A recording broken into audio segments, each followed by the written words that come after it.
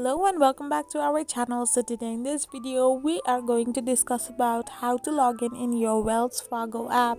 So without wasting much of our time, let's get straight into the video. First and foremost, all you need to do is simply scroll through your homepage and tap open your Wells Fargo app. Once you open it, you will end up in this kind of interface where all you need to do is simply type in your username, and once you're done typing in your username, now all you need to do is simply type in your password as well.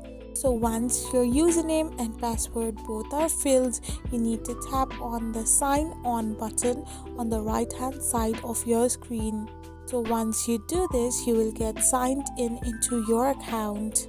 So this is how you log in your Wells Fargo app. I hope you found this video helpful, so don't forget to hit that subscribe button and do give us a thumbs up.